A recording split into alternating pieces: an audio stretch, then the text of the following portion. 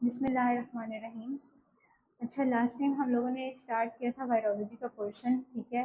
Virology में हम लोगों ने एग्जामिनेशन की नेजल एंड थ्रोट सैंपलिंग की। अच्छा, वायरसेस की सैंपलिंग के बाद हमारे पास नेक्स्ट आ जाता है एग्जामिनेशन ऑफ वायरसेस। हम लोग लैब के अंदर किस किस तरह से वायरसेस की एग्जामिनेशन कर सकते हैं। एग्जामिनेशन बेसिकली हम लोग तीन तरह से कर सकते हैं: light microscopy, UV microscopy and electron microscopy के थ्रू। सबसे पहले हमारे पास आ जाता है लाइट माइक्रोस्कोपी। लाइट माइक्रोस्कोपी में बेसिकली हम लोग स्पेसिमेन रखते हैं किसी भी वायरस का सैंपल, और उसमें हमें दो चीज़ें नज़र आ सकती हैं। एक तो इंफ्लुएंट बॉडीज, और दूसरे आता है हमारे पास multi nucleated giant cells. Multi nucleated cells का क्या मतलब है कि मतलब जिस सेल के अंदर मल्टीपल न्यूक्लियाई हों, उस तरह के सेल्स हमें नजर आएंगे। और इन्फ्लुएंट बॉडीज का मतलब है कि इसके अंदर हमारे पास साइटोप्लाज्मिक मटेरियल जो है वो सेल्स का, वो सारा हमें नजर आ जाएगा। लाइट माइक्रोस्कोपी में हम लोग मल्टीपल, जो किसी सेल के अंदर मल्टीपल न्यूक्लियाई वो नजर आ सकते हैं, या फिर हमारे पास इन्फ्लुएंट बॉडीज मीन्स के सेल्स का साइटोप्लाज्मिक स्ट्रक्चर नजर आ जाएगा। सेकेंड एग्जामिनेशन ऑफ वायरसेस हम लोग इस तरह से कर सकते हैं, यूवी माइक्रोस्कोपी के थ्रू। यूवी माइक्रोस्कोपी के थ्रू बेसिकली हम लोग फ्लोरिसेंट एंटीबॉडीज को चेक करते हैं। Fluorescent means like coloured light, जो रोशन होती है ना, उसको हम लोग कहते हैं फ्लोरिसेंट। फ्लोरिसेंट एंटीबॉडीज को हम लोग यूवी माइक्रोस्कोपी के थ्रू चेक करते हैं। और थर्ड वन हमारे पास आ जाता है इलेक्ट्रॉन माइक्रोस्कोपी। इलेक्ट्रॉन माइक्रोस्कोपी में हम वायरसेस की मॉर्फोलॉजी के थ्रू, मॉर्फोलॉजी के बेस पे उनको चेक कर सकते हैं। इलेक्ट्रॉन माइक्रोस्कोपी में हमें वायरसेस का साइज, शेप एंड स्ट्रक्चर सब कुछ विजिबल हो जाएगा। ये है हमारे पास सारी examination of viruses under microscope, जिसमें हम लोग light microscope, UV microscope and electron microscope के बारे में पढ़ा। अच्छा, नेक्स्ट हमारे पास आ जाता है स्टेनिंग प्रोसीजर्स। जिस तरह हम लोगों ने बैक्टीरिया की स्टेनिंग पढ़ी थी, हम लोग किस किस तरह से उनको स्टेन देते हैं उनके आइडेंटिफिकेशन के लिए, इसी तरह हमारे पास आ जाता है वायरसेस की स्टेनिंग। वायरसेस की स्टेनिंग भी हम लोग डिफरेंट तरह से दे सकते हैं। सबसे पहले हमारे पास आ जाती है negative staining. Negative staining basically ये होती है, किसी भी कोई भी सरफेस है जिसके ऊपर वायरसेस प्रेजेंट है, हम लोग क्या करते हैं नेगेटिव स्टेनिंग में, इसका जो बैकग्राउंड है ना, इसको डार्क कलर कर देते हैं, डार्क स्टेन कर देते हैं। जब इसका बैकग्राउंड डार्क हो जाएगा तो हमारे पास वायरसेस विजिबल हो जाएंगे, ठीक है। इसको हम लोग क्या कहते हैं, नेगेटिव स्टेनिंग। सेकेंड हमारे पास आ जाता है इम्यूनोहिस्टोकेमिकल स्टेनिंग।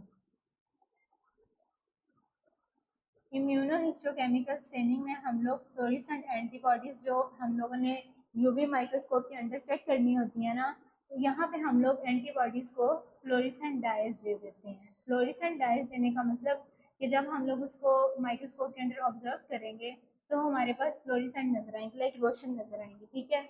इम्यूनोहिस्टोकेमिकल स्टेनिंग में हम लोग फ्लोरेसेंट एंटीबॉडीज को फ्लोरेसेंट डाइज दे देते हैं।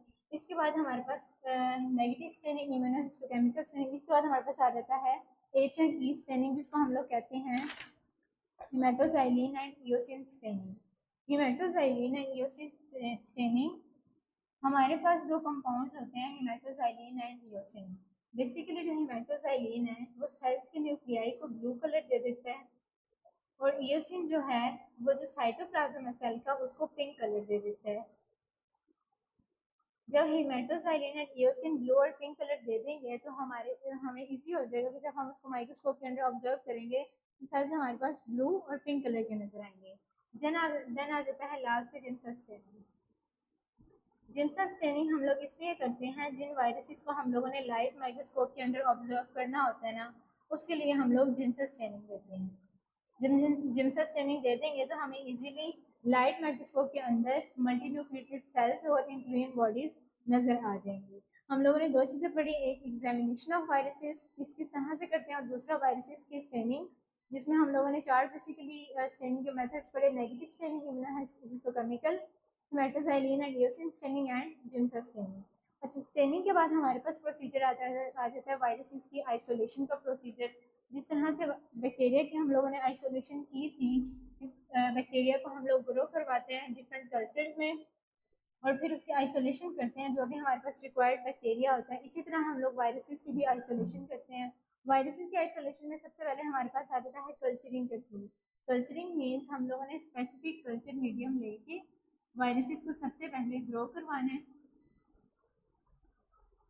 वायरसेस को जब हमने ग्रो करवा लिया फिर हम उसके लिए कुछ स्पेसिफिक एंजाइम्स यूज़ करेंगे। वो स्पेसिफिक एंजाइम्स हमारे रिक्वायर्ड वायरस के साथ अटैच होंगी और इस तरह से हम अपने रिक्वायर्ड वायरस को वहाँ से आइसोलेट कर लेंगे। ठीक है।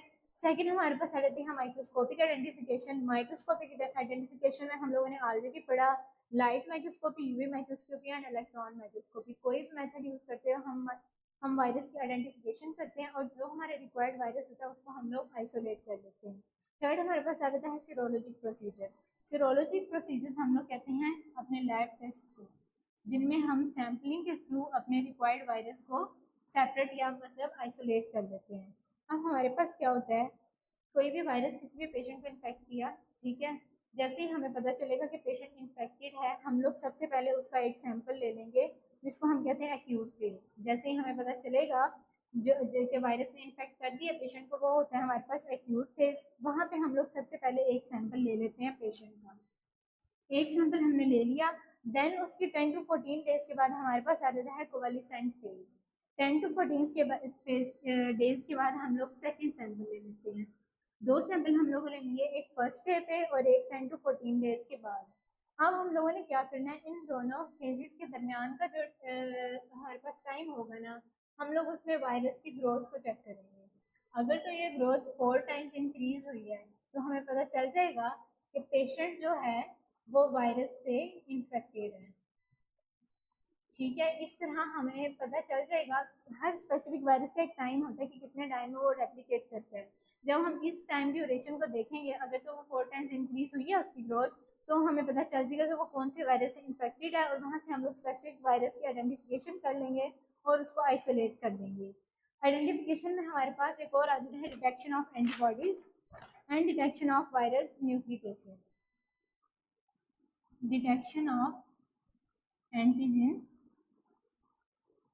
एंटीजेंस का मतलब ऐसे सब्सटेंसेस जो कि ट्रिगर करते हैं हमारे इम्यून सिस्टम को टू प्रोड्यूस एंटीबॉडीज। ठीक है, trigger immune system to produce antibodies. हम लोग किसी भी पेशेंट का सैंपल लेंगे, उसकी बॉडी में हम लोग चेक करेंगे आइदर वहाँ पे एंटीबॉडीज प्रोड्यूस हुई हैं या नहीं हुई। अगर तो वहाँ पे एंटीबॉडीज प्रोड्यूस हुई हैं हमें पता चल जाएगा कि किसी एंटीजन ने वहाँ पे अटैक किया है। ठीक है, जिस एंटीजन के अगेंस्ट एंटीबॉडीज होंगी उस एंटीजन की हम आइडेंटिफिकेशन कर लेंगे कि इसकी एंटीबॉडीज प्रोड्यूस हुई है, मीन्स कि ये वाला वायरस है। ठीक है, इसको हम कहते हैं डिटेक्शन ऑफ एंटीजेंस, जिसके थ्रू हम वायरसेस को आइसोलेट करते हैं। लास्ट वन हमारे पास आ जाता है detection of nucleic acids. Nucleic acid mean DNA या आरएनए। किसी भी वायरस का स्पेसिफिक डीएनए या आरएनए हमें पेशेंट के सेल के अंदर नजर आ जाएगा तो हमें वहां से पता चल जाएगा कि कौन से वायरस ने उसको अटैक किया है और कौन से वायरस को हमने आइसोलेट करना है। ये सारे हमारे पास कौन से स्टेप्स थे आइसोलेशन ऑफ वायरसेस के, जिसमें फर्स्ट ऑफ ऑल था culturing of viruses using specific culture media. हम लोग वायरसेस को ग्रो करवाते हैं, उनको स्पेसिफिक एंजाइम देते हैं जो कि उसके साथ जाके अटैच हो जाते हैं, फिर हमें आइडिया हो जाएगा कि कौन सा वायरस था और जिसको हमने आइसोलेट करना है। नेक्स्ट माइक्रोस्कोपिक आइडेंटिफिकेशन, जिसमें हम light microscopy, UV microscopy and electron microscopy के थ्रू आइडेंटिफिकेशन करते हैं। सीरोलॉजिक प्रोसीजर में हम लैब टेस्ट परफॉर्म करते हैं। On the first day and the 10 to 14 day पे हम लोग सैंपल लेते हैं। उसके दरमियान हम लोग चेक करेंगे कि वायरस की रेप्लिकेशन कितनी हुई है। अगर तो वो 4 टाइम्स इंक्रीज हुआ है तो हमें पता चल जाएगा कि वायरस ने पेशेंट को इन्फेक्ट कर दिया है। देन आ जाता है हमारे पास detection of antigens and detection of nucleic acid. Antibodies को हम लोग चेक कर सकते हैं, हमें आइडिया हो जाएगा कि किस एंटीजन के अगेंस्ट एंटीबॉडीज प्रोड्यूस हुई है इम्यून सिस्टम में। And detection of nucleic acid के पेशेंट के सेल के अंदर कौन से वायरस का आरएनए या डीएनए प्रेजेंट है। यहाँ पे आपका वायरसेस का पोर्शन कंप्लीट हो गया और साथ ही साथ आपका जो बैक्टीरियोलॉजी और वायरोलॉजी की बुक है वो कंप्लीट हो गया। ठीक है।